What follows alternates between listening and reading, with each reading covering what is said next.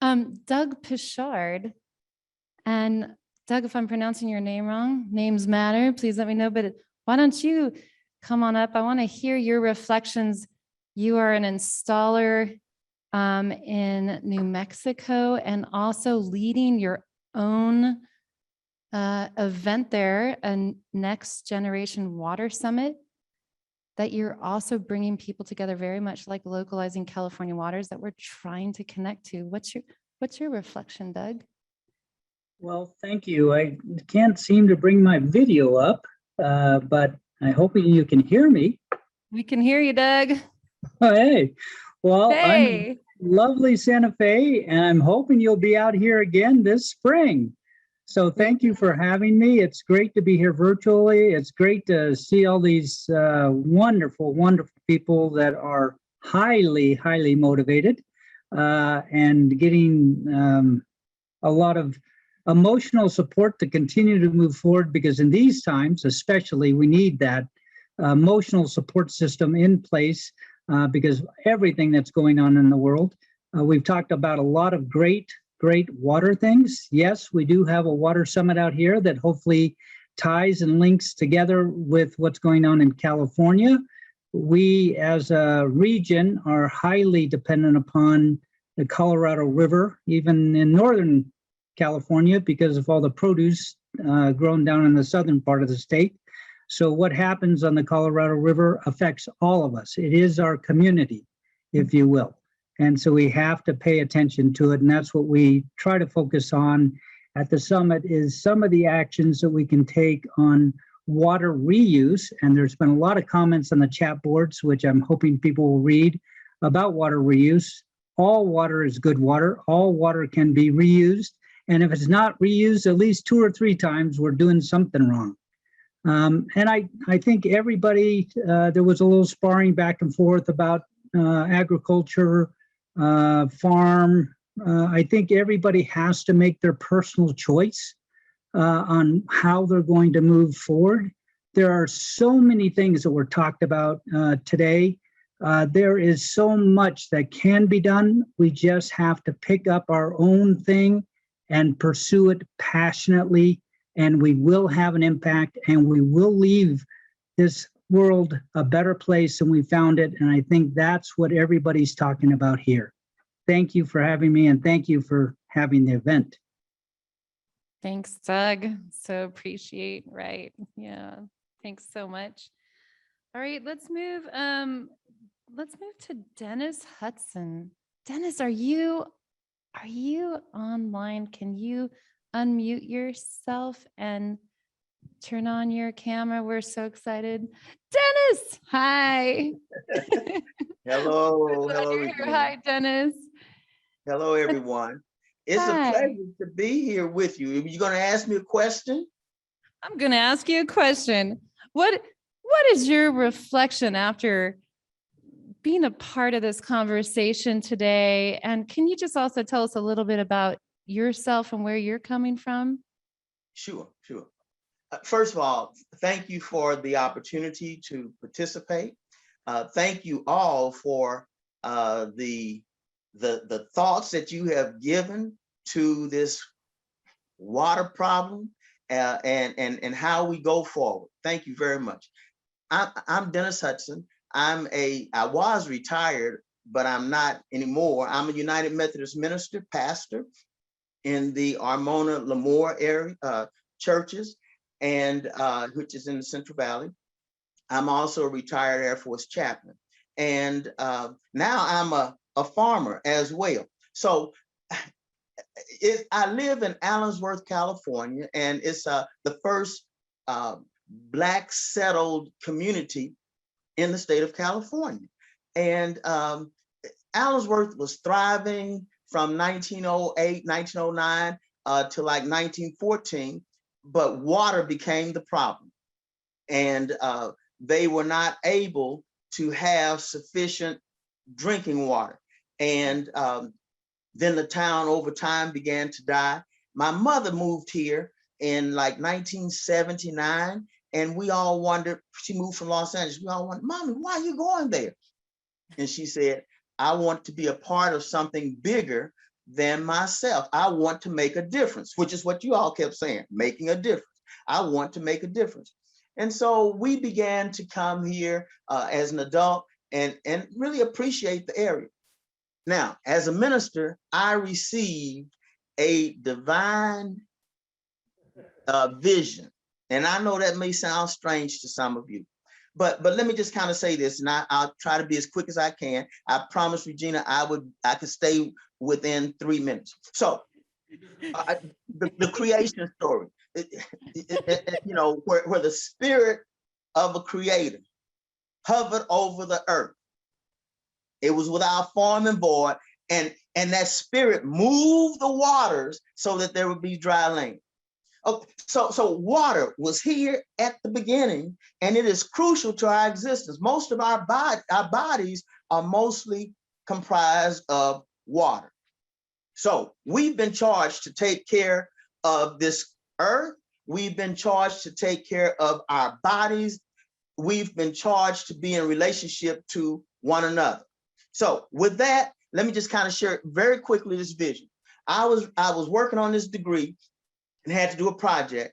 And I said, what should I do? Reveal to me, what should I do?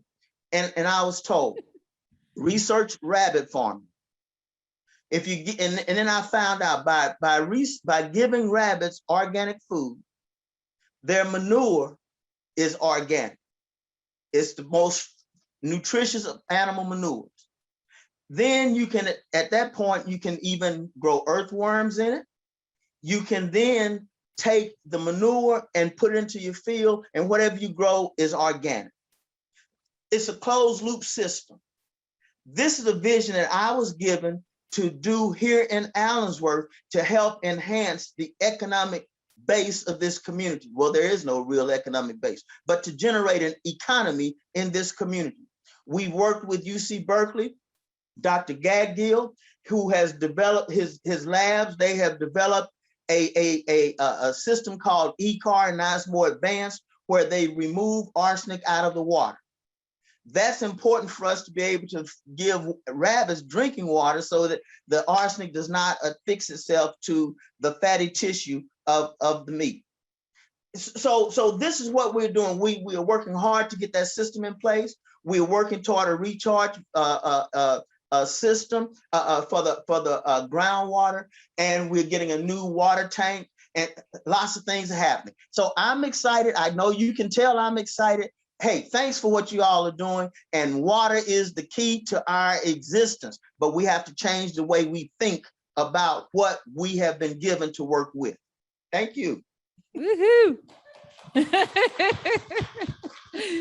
Oh, thanks, Dennis. I can't wait to meet you in person. We're on a panel coming up together, and that's gonna be fun. But yeah, hopefully we're gonna be seeing each other before March. But if not, hopefully we can convince you to come and participate with us in March. Thanks, Dennis, for coming. Thank you. All right, thanks. You can go ahead and mute yourself, and let's go to our next guest. Is just, why don't you guys let me know when Rob is on the line, and let's go to Mike. Mike, are you available, Mike? And Mike is a friend of LCW. Mike, you've been busy today. You've caught in probably some of this conversation, maybe not all. You've been busy. What's your reflections, and where should we be going after this conversation we've had today? Well, first of all, I wanted to say hi to everybody out there at the lodge. I missed you guys. Bob, I see you there. Tom, I don't actually see you. Let's pretend that I do. Regina, miss you too. Really do appreciate the ability to come on here and say hi to you all. And I think the reflection for me was, if I could take you back to the very beginning of the day. Regina, you kind of broke down the name of the event, right? You were like, okay, localizing, but maybe it's bigger California, maybe it's bigger waters. We're focusing on waters. And I think that connects in with the Next Generation Water Summit. You know, we're looking, and Doug talked about this a little bit, we're looking at this as on a regional scale, but what you all talk about and focus on there, and I've been there twice, 2016 and 2019. It feeds into the larger effort, the larger region, and we can learn from each other. Whether that be things that are going on in some of the other states in the region or that are going on in California, I think ideas can be exchanged. And I know I've always enjoyed my time out there at LCW, and I know that there's wonderful ideas that get discussed there. And so I miss being there, but I know that we can get back together again soon, whether it be in March, whether it be at the summit May 19 through 21 down in Santa Fe. But appreciate the time for sure, and appreciate the gathering of everybody. I really do. Thanks, Mike. Thanks for coming in and giving us those reflections. I do want to just say that Mike is also a co-founder of the Next Generation Water Summit. He also is one of the co-founders of WEIRS, which is the Water Efficiency Rating System, which is another way for us to look at how to scale and have communities understand how to provide incentives to be water efficient, just like we have energy rating systems. So thanks, Mike, so much. Well, yeah, I'm really honored that you want WERS to be a part of that toolkit that you referred to earlier. We'd love to be a part of it and help as many people as possible. So thanks for the mention. I appreciate it. You got it. All right, let's go to Miss Tree. Miss Tree, are you there? Can you turn on your screen and say hello and unmute yourself? We're so looking forward to your reflections. I am so delighted and blessed to be with all of you today. Can you hear me? Yes, we can. Hi, Miss Tree. I am with you at the Evergreen Lodge, even though I'm in the virtual space. And today's sharing has been profound. All of the panels, all of the relationships, and all of the truth and wisdom that has been shared, for me, uplifts three of the most important realities that we have to actualize as naturalists, as environmentalists, as water protectors, as people who are charged with the little acts that become the big acts. We have to have a consciousness that is deep, abiding, and on the right track. That consciousness must be just and equitable, and it must carry the details of how the work is best done. We must have presence. We must include the people who are most affected by the disparities of inaccessibility, of unjust practices, and of a dearth of ideas. That's what's so wonderful about this forum. It is abundant with ideas as well as action. And finally, third, we must have action. I, for the last 35 years, as an ordained Buddhist Upasaka, and as a naturalist, environmentalist, former nurse, peace educator, and someone who works not only consulting with adults, but with children every day of my life, I've been dedicated to those three realities: building consciousness about change, especially change that is both human equity and natural equity. Finding and teaching people how to be better at presence, including the people that need to be there, and also taking action. I was particularly moved today by the panel on centering equity. The title of that particular panel was very apt. It was about not just the sense of place, but the natural equity and the human equity that is needed. And the panelists were most incisive in speaking to the way in which social economic power is misused as we confront the legacies of injustice, especially with Black, Indigenous, people of color communities, most particularly the Indigenous communities that have been there since time immemorial in California, the tribal nations. I feel particularly moved to say that we must speak truth to power to multinational corporations and to governmental policymakers, both locally and in Congress, because the work that is done today must be reified in the halls of power that hold the most influence to obliterate our land and water resources, make them inaccessible, and also to eradicate our presence in being able to fight and take action. There is, in fact, although they say there's little consciousness about the things that have been uplifted today.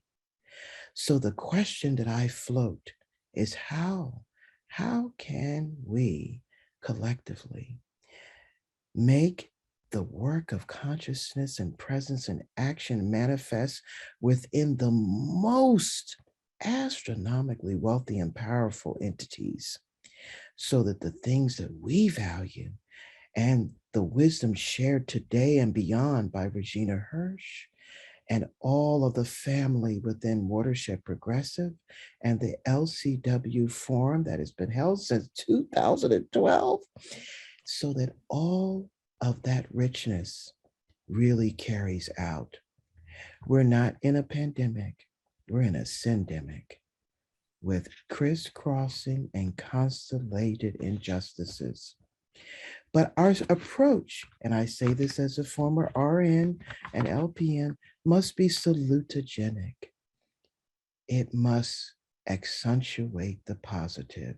And that was what was so special to me as I encountered the fun of this forum. Regina, you're spot on in being able to create a sense of heartfulness, a sense of joy and levity. Because when we're trauma impacted, we need trauma informed care. And that care means that we come together and at the greatest pain points, and there's been a lot of talk of pain points today, we breathe in deeply and sometimes just laugh and put on a thinking cap, a foil thinking cap. So I offer to all of you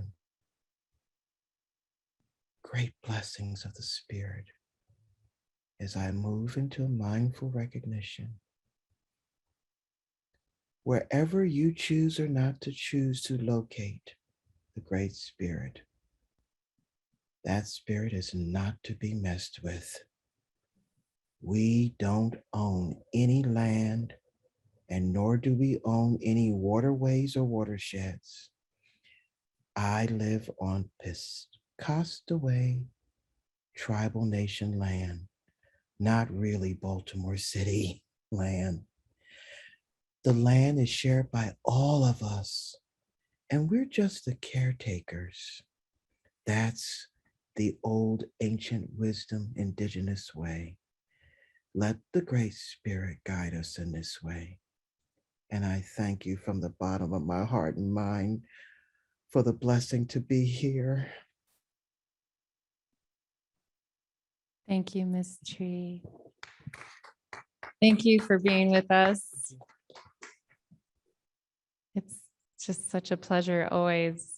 And when we have conversations with Miss Tree, she's such a wonderful guide for our group. And always want to just say, come on over to California, let's hang out. We do have one last prearranged panel member, Mr. Robert. Is Rob on the line? Did we get Rob? Is he there?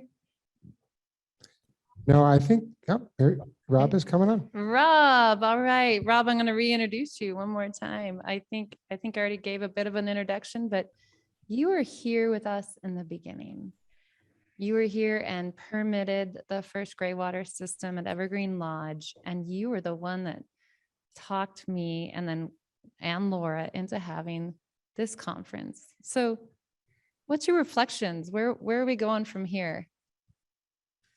Well, the reflection is it's grown far and beyond anything that I envisioned at that time. And